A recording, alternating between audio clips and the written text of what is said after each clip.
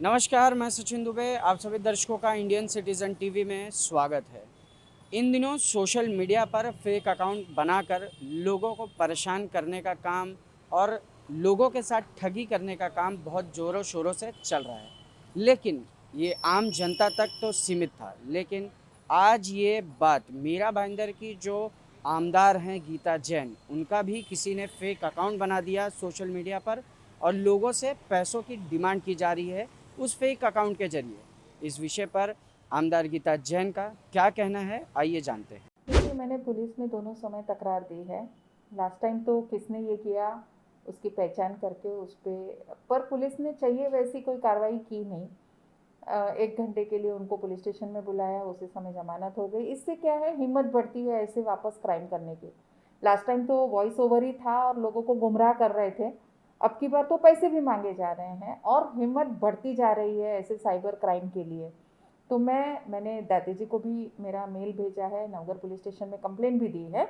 लेकिन ये बार बार होना एक समाज के लिए मुझे लगता है कहीं ना कहीं एक घातक है, क्योंकि हर बार अगर कोई फंस के पैसे देते हैं या कोई बड़े जो जाने पहचाने या प्रतिष्ठित लोग हैं उनके नाम पे अगर ये फ्रॉड होता है तो लोग भ्रमित होके उसमें फंसने की आशंका ज़्यादा रहती है। जी, टारगेट है, इसीलिए बार बार कभी वॉइस ओवर, कभी मेरे नाम से फेक अकाउंट मिल के कितनी बार एक ही चीज़ करेंगे। यानी फेक अकाउंट होना भी बार बार कोई ना कोई टारगेट कर ही रहा है।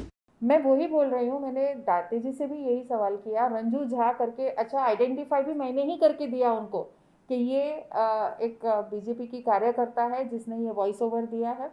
रंजू झा ने वो कबूल भी किया कि हाँ ये वॉइस मेरा है।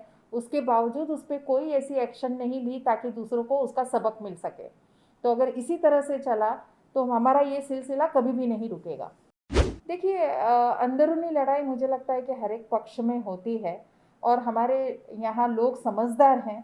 वो समझते हैं उन्हें किन्हों सपोर्ट करना चाहिए और मुझे लगता है कि एक बहुत अच्छा रिजल्ट हमें मिलेगा। देखिए, जितने ज़्यादा हो सके सबसे पहले वैक्सीनेशन, क्योंकि वैक्सीनेटेड है तो हमें तकलीफ नहीं है और ये प्रूव हो चुका है, इसलिए वैक्सीनेशन पे हम जोर दे रहे हैं।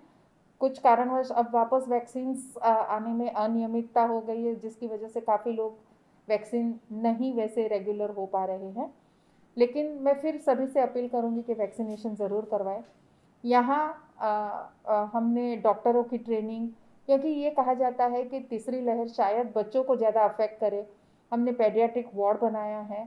उस दिन मैं खुद गई थी देखने कि पेडियाट्रिक वार्ड का कितना काम बाकी है और वो काम का फॉलोअप हुआ है और अच्छी तरह से हमारे यहाँ अभी पेडियाट्रिक वार्ड तैयार हो गए हैं। हमारे यहाँ उसके लिए लगने वाली हर संसाधन हमने बसा लिए हैं। तो मीरा भाईंदर इसके लिए काफ़ी तैयार है और अभी ये जो कोविड सेंटर्स बने हुए हैं वो भी बहुत अच्छी तरीके से काम कर रहे हैं। हमारे यहाँ ऑक्सीजन प्लांट 2 आ गए हैं, वो भी बहुत अच्छी तरीके से काम कर रहे हैं, एक टेम्बा में एक धर्माधिकारी के वहाँ। तो वो भी एक बहुत अच्छी बात है कि ऑक्सीजन की कमी हमारे यहाँ अब नहीं होगी, पहले भी नहीं हुई। हमारी दूसरी लहर में भी मीरा भाईंदर एक ऐसा शहर था जहाँ ऑक्सीजन की कमी की वजह से कोई कैजुअलिटी नहीं हुई। देखिए, मुझे आप हर जगह पाओगे। मुझे लगता है कि जब पहली लहर थी कोविड की, जब कोविड के नाम से लोग डरते थे, तब मैं रोज़ हॉस्पिटल जाती थी टेम्बा बनाने के लिए। जो आज का टेम्बा है, टेम्बा की 4 दीवारें बनी थी तो उससे टेम्बा हॉस्पिटल नहीं होता है। उसको अत्याधुनिक हम कोविड सेंटर बनाने के लिए जो मेहनत लगती है वो 15 दिन कंटिन्यूस मैंने जाके हॉस्पिटल में खुद गई थी। तब लोग हॉस्पिटल के नाम से डर रहे थे। 1100 फ्लैट की सामने वाली बिल्डिंग मैंने दी। उसके लिए मोर्चे भी आए, उसका विरोध भी हुआ, वो सह के भी मैंने क्वारंटाइन सेंटर के लिए वो दी। मुझे लगता है कि मैं भी पॉजिटिव हो गई थी, उस हद तक मैं फील्ड पे उतरी थी। लास्ट 5 जुलाई को मैं पॉजिटिव थी, उस दिन मेरा बर्थडे था और उसके 2 दिन पहले मैं पॉजिटिव हुई थी। मैंने लोगों को जब गांव जाना था तो खुद फील्ड में रह के उनका रजिस्ट्रेशन करवा के ट्रेनों के लिए मेहनत करके उनको भेजा गया था। और मुझे लगता है कि शायद आपको कुछ ऐसे लोग मिले हैं जो फील्ड में नहीं दिखते। लोग कहते हैं, मुझे तो लोग कहते हैं आप कितना बाहर रहते, थोड़ा अपने आप को संभालिए। देखिए, ये यही वजह है कि हमारे यहाँ वैक्सीनेशन बहुत अच्छे से नहीं चल रहा है। आपको मालूम होगा, मैंने भक्ति वेदांता के साथ मिलकर वैक्सीनेशन ड्राइव करी थी। उनके पास ख़त्म हो गया तो मैंने जुपिटर के साथ वैक्सीनेशन ड्राइव की और ये गवर्नमेंट के दिए हुए जो रेट्स है उसी पे मैंने की थी 780। अब गवर्नमेंट ने रेट अपना खुद का कहा है तो उस पे बाकी का खर्च मैं वहन करके मैंने सोसाइटी में वैक्सीनेशन ड्राइव की चालू की थी। लेकिन उसके बाद जैसे ही मोदी जी ने डिक्लेयर किया कि 21 तारीख से फ्री वैक्सीनेशन अवेलेबल होगा, सोच थोड़ी बदल गई कि अब हमें फ्री मिल रहा है तो हम 780 पे नहीं करेंगे। तो इसकी वजह से मेरी ड्राइव भी मुझे कहीं ना कहीं कम करनी पड़ी। अभी तक बंद नहीं की, अभी रविवार को ही मैंने वापस 500 लोगों की ड्राइव ली है। तो कहीं ना कहीं ये वैक्सीनेशन ड्राइव हमें हमारी चालू है। बिल्कुल भी, यानी जिसको भी अभी भी इच्छा है वो मेरे पास आ सकते हैं। जिस सोसाइटी को भी इच्छा है कि हमें वैक्सीनेशन ड्राइव हमारी सोसाइटी में करनी है, मैं उनकी पूरी मदद करूंगी। लेकिन मैं एक बार फिर कहूँगी कि जो लोग अफोर्ड कर सकते हैं वो फ्री की वेट ना करें।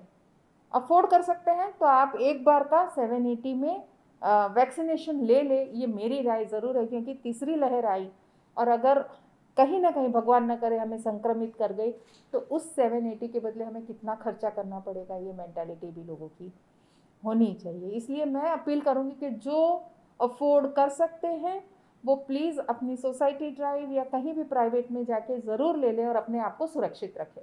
हमने जब आमदार गीता जैन से बात किया तो उन्होंने बताया कि उनके नाम से फेक अकाउंट बनाया गया था। उसकी शिकायत उन्होंने ऑलरेडी नौघर पुलिस स्टेशन में कर दी है।